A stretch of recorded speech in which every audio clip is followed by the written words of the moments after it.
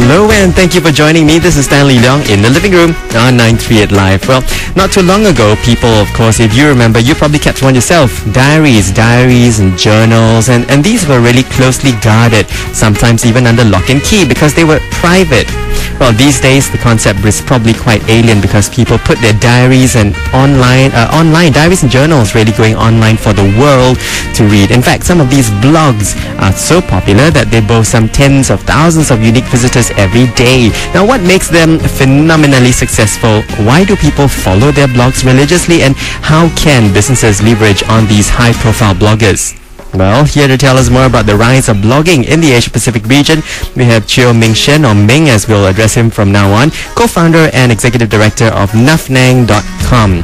Now, Nuffnang.com, the Asia-Pacific's first and leading blog advertising community, and the online platform allows advertisers to serve graphic or video-based advertisements onto more than 100,000 blogs and reaching 3 million unique visitors a day. Now, Nuffnang also represents global brands like Citibank, Honda, Walls, AirAsia, Nokia, Nike, Nescafe and Twisties. And of course, recently the organizers of the inaugural Nuffnang Asia Pacific Blog Awards, which saw some 10,000 blogs from the region being nominated for the awards. Now, Ming Shen is a graduate of the London School of Economics, holding a bachelor's degree in government and economics. He was cited as one of Business Week's top 25 young entrepreneurs in Asia for his role as co-founder of Nuffnang.com back in 2007. Well, no point talking about blogs without bloggers. Our other guests today, top bloggers in the region. Time to introduce them to you as well. Wendy Cheng, or Xiaxue, is Singapore's top blogger with over 20,000 unique visitors per day on her site xiaxue.blogspot.com, spelled Xiaxue. Besides blogging, she's also written for the New Paper, Maxim, and helmed her own TV show called Girls Out Loud. Wendy has been blogging since 2003 and is a finalist for Most Influential Blog and Best Original Blog Design at the Nuffnang Asia Pacific Blog Awards. We also have Cheesy with us, her real name Rin Tan, behind the blog Cheeserland.com, and she's a famous Malaysian blogger and a member of Nuffnang.com. And her blog sees about 7,000 to 8,000 visitors a day, comprising 5 years worth of eccentric cheese obsession. That's one love I share with her, cheese, and almost but not entirely useless beauty tips, something I don't quite share with her. We also have from Australia with us Phoebe Montague, who is a freelance journalist based in Melbourne, Australia. And 3 years ago, whilst trying to break into mainstream media, Phoebe started Lady Melbourne as a wardrobe lookbook and street style blog. And in order to set herself apart from all other blogs, she developed LM, or Lady Melbourne, into a recognizable brand that clearly stood for fashion from Melbourne, and she's been profiled in numerous international magazines as well. And her blog site, ladymelbourne.com.au. Well, with a long introduction, time now to get into conversation with our guest today, Phoebe from Australia, Cheesy from Malaysia, Wendy from Singapore, or Xiaxue, as well as Ming, who is once again co-founder, executive director of Nuffnang.com. Everybody, welcome to the living room. Good morning. Morning. Good morning. Okay, you guys look shell-shocked after that very long introduction. Oh, wow. Yeah, but thanks really for joining us, and congratulations about a fabulous performance at the Blog Awards recently as well. But we really want to find out more about blogging and how it's been gaining so much popularity. Any understanding or reasons why blogging has really upped the ante really in blogosphere? It's a pretty hard question to answer, I think. But I think in Asia itself, the culture is such that we are very inward-looking. We don't actually express ourselves very much. So the internet actually gave Asians a platform in which to express themselves, on the internet. So I think that that's one of the reasons why it's actually grown in such popularity, because people get to say whatever they think, and actually have an audience. Right, and you don't quite get clamped down, or you don't get clamped down exactly. In a way you don't, in a way you do. People learn over time that blogging you also get responses from blogging, so it could be good, it could be bad. But I think people are more willing to handle those kind of feedback when it's not face to face, Right. Yeah. Well, we'll hear some of those fiery exchanges later on in our program. I think Xiaxue will be able to identify with that as well, so we'll find out more about what those actually mean.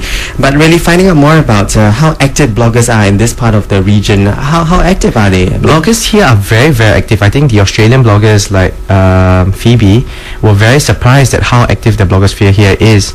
I mean, I believe if you ask any a person between 13 to, let's say, 21, right? If they've started a blog ever, the answer would almost be all yes. So it's a really big thing here. I mean, in Singapore alone, we have 40,000 blogs under Nuffnang, but that's just the tip of the iceberg. Okay, and many, of course, are still not registered with Nuffnang. Exactly, that's right. And you probably have a lot more out there. Why do people blog? I think this is a question I'd like to pose to all three of our ladies here with us, Bing, if you don't mind. Sure.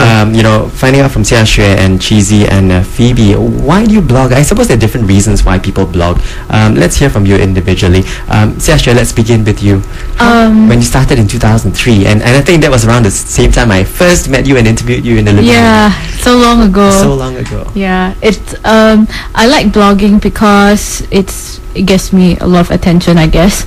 So you're saying you're an attention seeker? yeah, I am. I totally am, and I think that all bloggers are, and it's like an essential part that a blogger should be. Yeah. So I love like having like opinions and where people don't agree with me, and then I blog it out, and then I'll be surprised to find that there are many people out there who agree with me.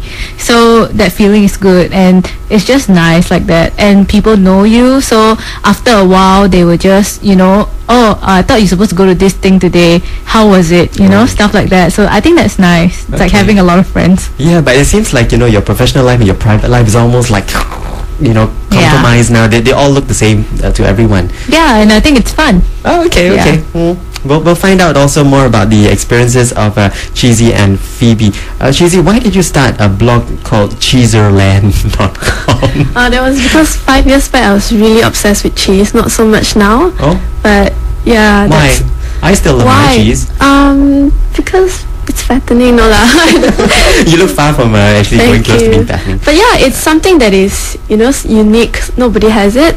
At first it started out in Friendster. Me and my friend actually had this little cult called Ringoism. Back then my name was Ringo, so it really got us a lot of attention as well. Like people think, what's with this weird obsession with cheese, why do you like it? So that's how people come to my blog. Okay, I think my first obsession with cheese really began in Australia with the Cheesecake Shop. Now, why don't they bring it here? I love the Cheesecake Shop. Phoebe, let's hear about your website. It's not about Cheesecake Shop, really. It's about fashion. No. It's about fashion from Melbourne. Tell us how that came about. Well, I think that blogging is sort of similar in Asia as it is in Australia, in that it's a really good platform for people that maybe feel shy or inward looking, that they can put themselves out there. But I would say from my perspective, it was just a great platform for self-publishing, particularly if you want trying to break into the industry. So 3 years ago when I started, I just knew I had some great ideas, but I wasn't fitting into the mainstream media, and blogging provided that platform for me. Okay. Now, how difficult is it to actually grapple with the attention and the hits and people getting onto your blog and viewing it and then having comments, posting comments and feedback? Sometimes it wouldn't be something that they'll agree with, but you got to contend with that, as well as people who actually do agree with what you had to post, like what Xiaxue mentioned earlier on. So when you actually get people who disagree, who may be even quite aggressive in the way they respond to your blog entries, how do you deal with that, Xiaxue?